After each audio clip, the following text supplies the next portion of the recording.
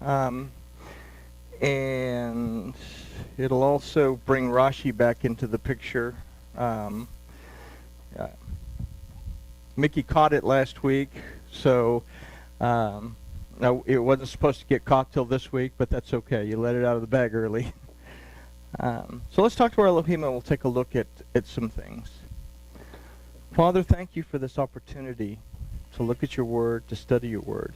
We ask that you'll open our eyes, open our ears, and open our hearts so we can see, hear, and understand what your word tells us and your spirit tells us. We thank you in the name of Yahushua. Amen. All right, so this is considering Shemot 13:17, or Exodus 13:17, in the light of Shemot 14:2. So this is kind of a topical look at how we can apply the Torah to our lives. And that's basically what these next two Torah portions, the way we're going to look at it, is an application point of view. These two verses will serve to guide to answer the question, where are you? And we're going to consider where we are when we leave Egypt and where we seek to spend our time along the way. So let's take a look at Shemot 13:17 first. And all these are taken out of your Hebrew English Torahs. So, and it came to pass when Pharaoh had let the people go, that Elohim led them not by the way of the land of the Philistines, although that was near. For Elohim said, lest peradventure the people repent when they see war and return to Egypt. So, all right, topically, look at this. These people that have been in Egypt for 430 years, they haven't been slaves all 430 years. They were slaves for about 130 years. But they've gotten accustomed to that type of lifestyle. Now they're leaving after having been slaves in a weakened state. So Moses is not going to take them under the direction of Elohim. He's not going to take them through Gaza, which would be the easiest way to get up to Canaan, because the Philistines are there. Now, the Philistines were a very, very warlike people that would make the Vikings kind of look like Boy Scouts. So we're not going to take them there because they might have to do battle, they might get discouraged, and they want to go back to Egypt. That's Cliff Notes version. So in the phrase, let's kind of tear it down. In the phrase, and it came to pass when Pharaoh had let the people go, we can consider that our existence begins to change when we allow our carnal side to let go of its dim perception. So, okay, how do we get that out of Pharaoh let the people go? Well, we have the word for people that we've talked about a number of times is Am. Well, let's spell it right. Am. That comes from the root Amam, that means dark or dim. And we have the root letter of both of these, which is ayin. The Hebrew word for eye is ayin, represents perception. So when Pharaoh lets go of the people, Pharaoh's a representation of our ego. We have to be able to let go of the dark or dim perception when we leave Egypt, when we leave the things that keep us tied up and in bondage and all this stuff. So this is where we get this idea that our existence begins to change when we allow our carnal side, our Pharaoh, to let go of its dim perception. Now the question posed by the phrase, Elohim led them not by the way of the land of the Philistines, although that was near, indicates to us that the path that our Elohim shows us is not often what we may have chosen. In fact, it's often not the easiest route to take. And we talked about this some time ago, that we want to go from point A to point B, and we want to do that as quickly as we can, and we get bogged up along the way because we don't think it through in order to get there. So going by the way of the Philistines, going the easiest route is not always the easiest part. Now the word for Philistines is Peleshim, comes from the primitive root palash, that means to roll in the dust or ashes as an act of mourning. comes from a more modern root, palash, that means someone who wanders, someone who goes from place to place to place with no real destiny. So what we can consider is that oftentimes we're directed in such a way as to keep our minds busy so that we don't sink back into a pity party about our lack of belief. Another reason is found in the phrase, although that was near. Now, the word for although is key, and it can also mean because. The word for near is karov, that aside from meaning a place that is close by, also means a close personal relationship. The similar root of karov is karab, that means to draw close to. So we can kind of get an idea here that oftentimes we don't go straight from point A to point B like we want to because we have strayed from our Elohim and we need time to stop and bond so that we are not taken by the quickest route, so that we have time to not pity ourselves, but we have time to develop a relationship with our Elohim and allow Him to draw close to us as we draw close to Him. We want to go to guns, and sometimes we go the long way around so that we don't go straight to guns. I have to build a relationship with my Elohim. Why do I go through all this hardship trying to get to where I want to go? It's because I'm refusing to let go of the people. I'm refusing to let go of my point of view and build a relationship with my Elohim so that now the Spirit can guide me as to where I need to go. I have to be able to answer that question, though. Do I believe that Yahuwah Elohim exists? Because if I can't answer that question, then everything else is futile. Okay?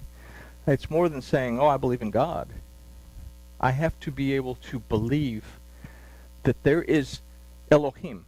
The ancient idea of Elohim is a power. That there is a power there that works for me to guide me to where I need to go. And something that communicates with me as well. All right, so the reason for this is so that we're strengthened in our belief and trust in Yahuwah, our Elohim, and so that we can truly answer the question as to whether we truly believe that Yahuwah Elohim exists. If we went the easy route, the way we see fit to go, we may very well be the people repent when they see war and return to Egypt. If we don't take the time to build our relationship with our Elohim, we have to believe that Elohim exists. Elohim exists more than simply a couple of hours a week when we gather for Torah time or church or whatever. Something that's constantly present. Okay? So, if we don't take the time to build a relationship with our Elohim after enduring hardship or turmoil, we may be more prone to transgress again and separate ourselves from our Elohim by returning to our bondage. You see this when people want to get the raise or they want the job promotion and they put in for the job promotion and all of a sudden they're having to jump through all these hoops to get the job promotion. And they start to lose heart and they say, well, no, I'm actually fine right where I'm at. Because they don't take any time to bond with something greater than I am and be grateful for the job promotion so that they move ahead. It's the same thing we can apply that to anything.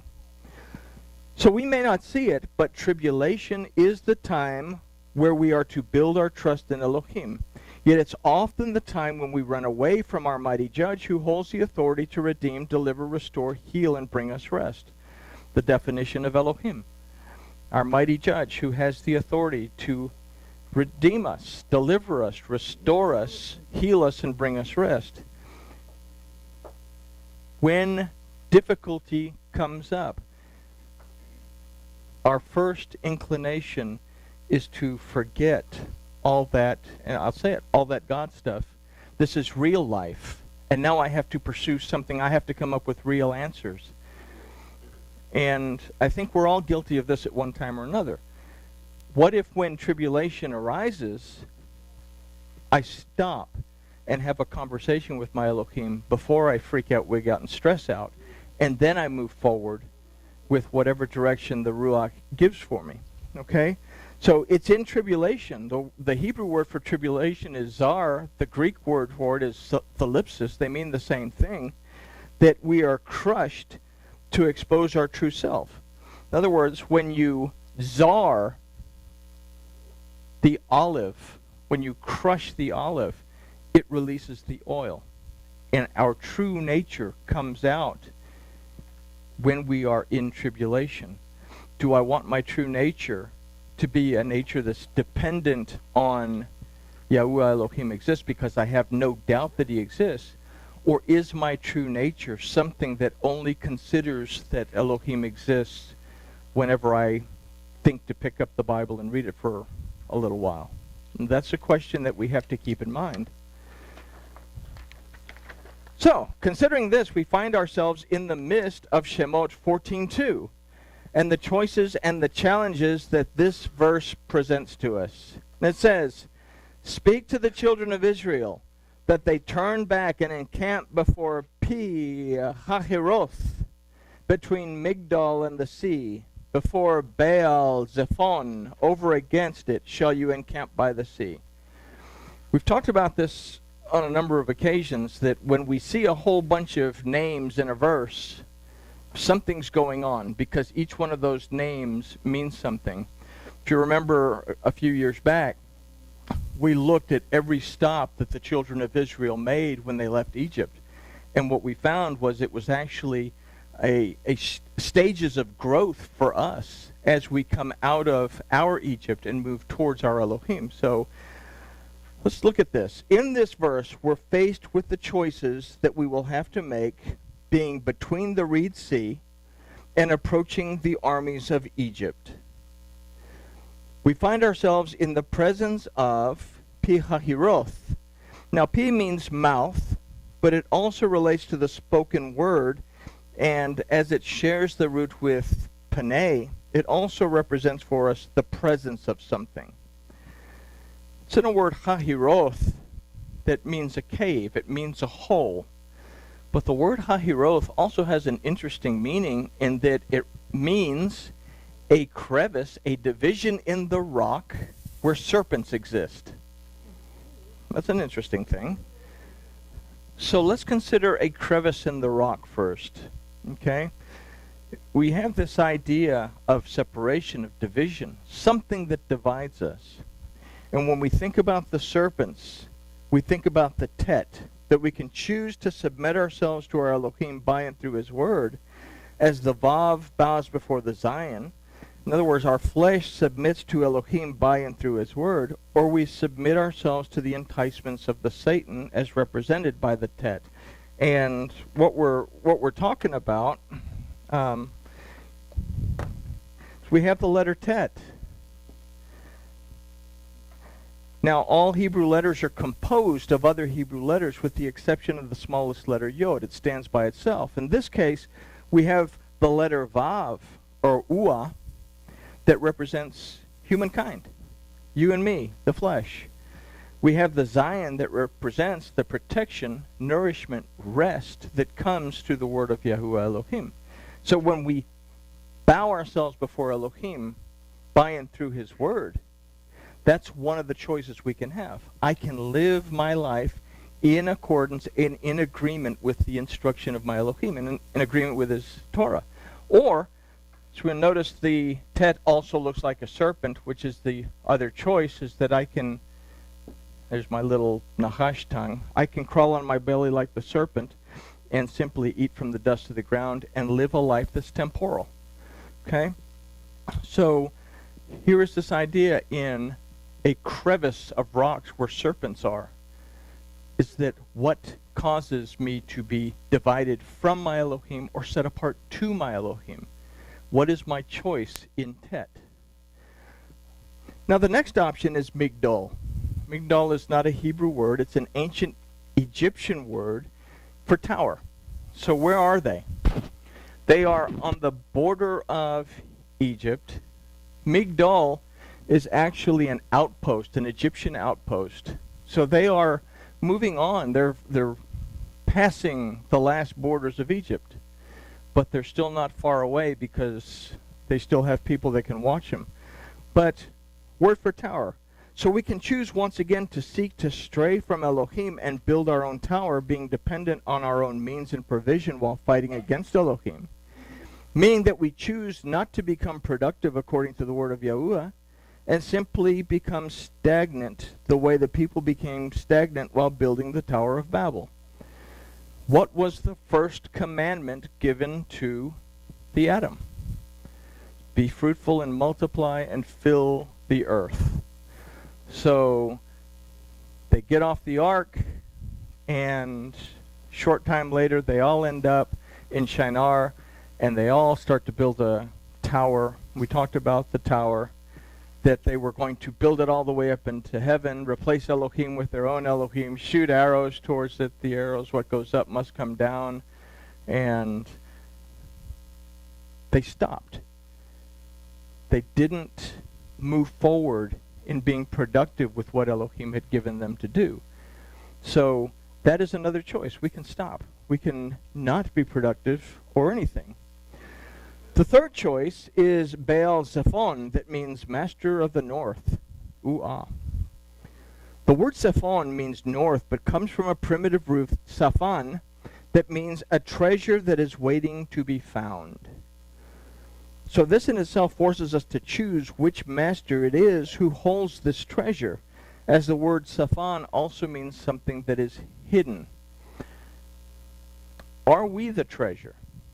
Because Elohim says in Shemot 19, if you will take the time to listen to what my Torah tells you, then you will be my special treasure.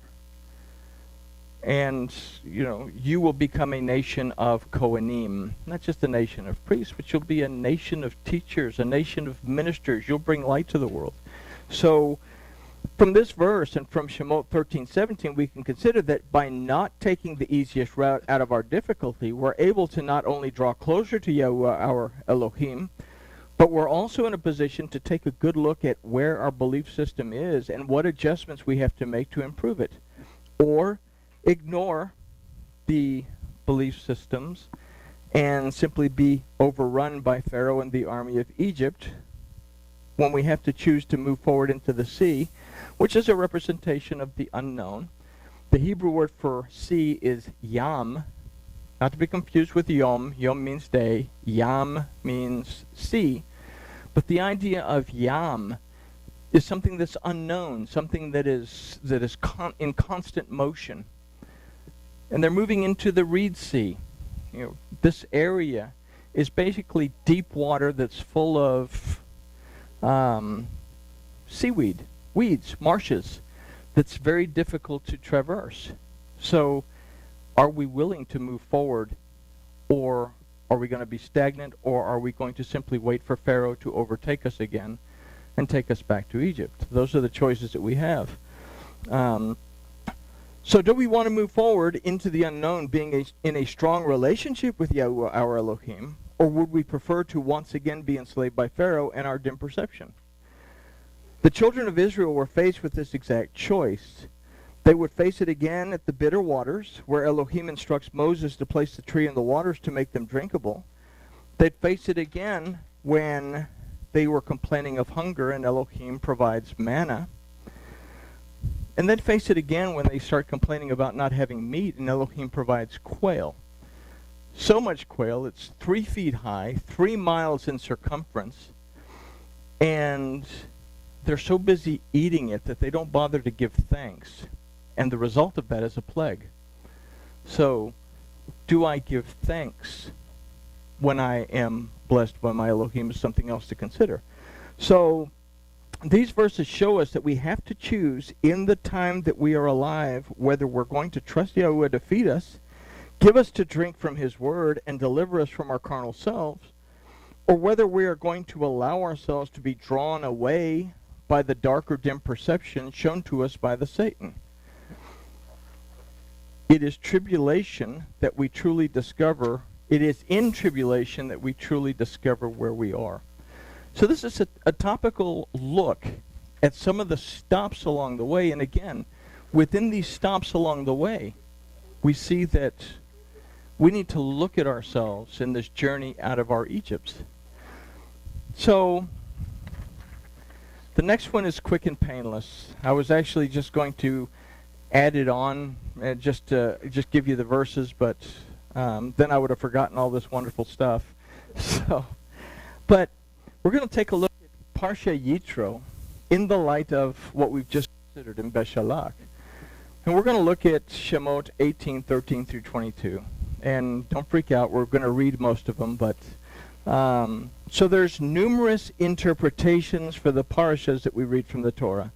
There's numerous applications that are brought to light from each interpretation. We can read these verses over and over and over again and get different concepts that come from the verses, different lessons for us to apply. So we're going to look at one point of view, one concept for us to look at. Now, Yitro's wisdom, as shared with his son-in-law Moses, we're going to apply that to our own daily routine.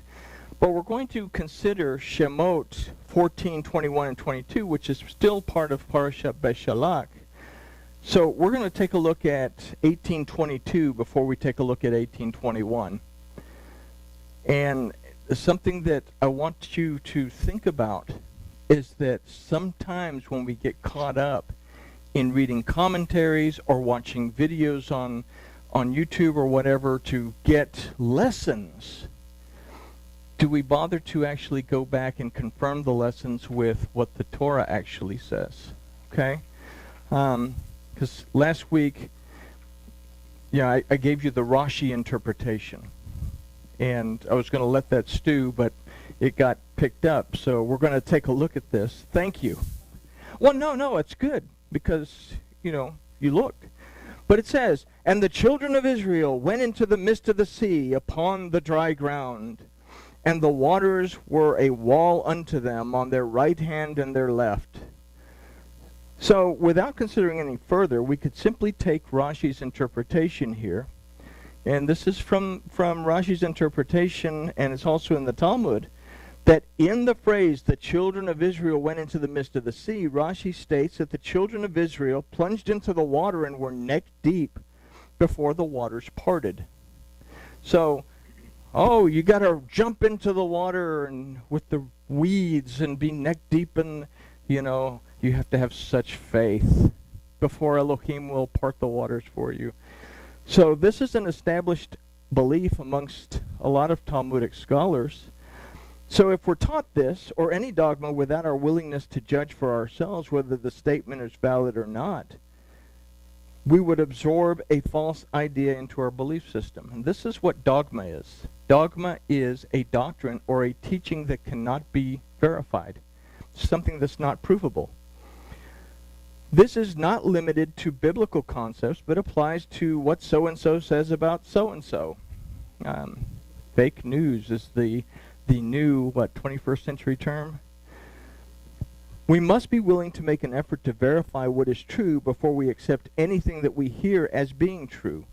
When we do this, we find that Rashi's interpretation cannot stand in the light of verse 21. This is the verse right before it. But if somebody teaches us right out of the Talmud and we don't even bother to open our Bibles to check, we're going to take that and we're going to start developing a belief system out of a falsehood. So here's what verse 21 says. "And Moses stretched out his hand over the sea, and Yahuwah caused the sea to go back by a strong east wind all night, and made the sea dry land, and the waters were divided." So verse 21 says he made the sea dry land. How does Rashi get this idea that they jumped into the water? It says they went into the midst of the sea on dry land. So having read for ourselves, we know from the verse that the waters were parted before the children of Israel entered into the midst of the sea.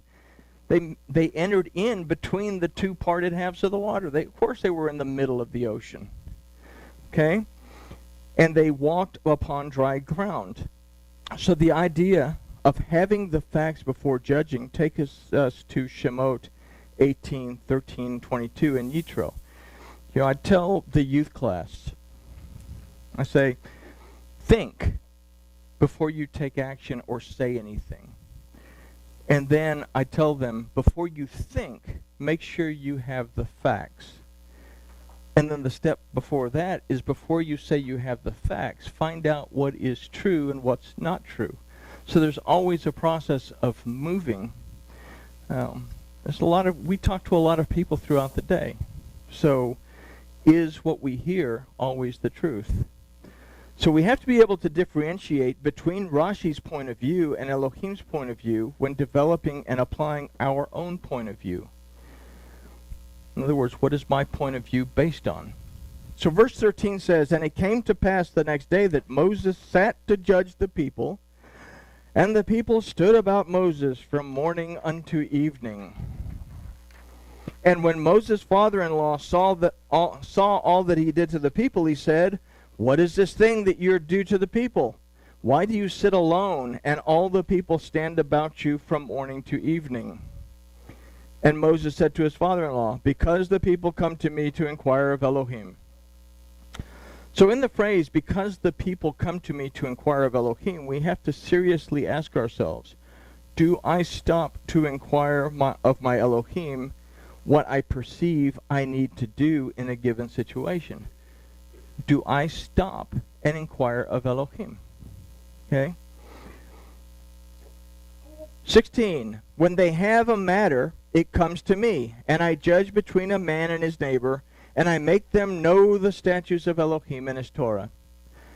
So we're taking kind of a topical look at this, but from these verses, we can topically understand that Moses is overworked in judging the multitude of cases the people bring to him. But in the phrase, "between a man and his neighbor," we can consider between our point of view and another point of view, what the issue really is compared to how we see it. We can consider, too, the taking of action without taking the time to consider the options, or considering options that we assume right without validating our assumption, simply taking Rashi at his word. Okay? So it's not just Bible stuff. I mean, this is how we draw a life application lesson from the Torah. Then Moses' father-in-law says to him, "The thing that you do is not good." Okay, so you're going to get ulcers and migraines if you sit there from morning to evening and listen to all these people jibber-jabber at you all day long, is what we can get topically. But Yitro's comment to Moses, "The thing you do is not good," is one that we have to bear in mind when we're taking on too much. The why is found in verse 18. I'm sure that nobody in here takes on too much. Verse 18 says, "You will surely wear away, both you and this people that is with you, for the thing is too heavy for you. You are not able to perform it yourself alone." So we can understand that by taking on too much, it'll wear us down. The comment that we have to bear in mind in this phrase is both you and the people that is with you. Having considered that the ideas that we've considered at the beginning of this study, we can consider that we begin to make judgments that are not based on the right information. We make Rashi conclusions. We jump the gun because we want to get through it. We want to get it over with. We want to get straight to point B, and we don't care how it's glued together. Okay? So, when we're overloaded, this type of judgment, being clouded, can and often does affect not only us, but others. So, we have to take that into consideration. We start to make these Rashi assumptions because we're overloaded. And not only does it affect us, but now it can affect those around us. Anybody who's in consultation, you're talking to people, you're giving advice, you're even going to the store and buying stuff, and all of a sudden you end up forgetting to get deodorant and mouthwash because you've got 1,000 other things on your mind. I went to the store just to get that. Was gone 2 hours because I had to do other stuff and pay this over here and take care of that over there. And overloaded, forgot the main thing that I went out of the house to get in the first place. Okay? So verse 19, "Hearken now to my voice. I will give you counsel, and Elohim be with you. Be you for the people before Elohim, and bring you the causes to Elohim. So we can get this right off the bat that, dude, stop. Get a cup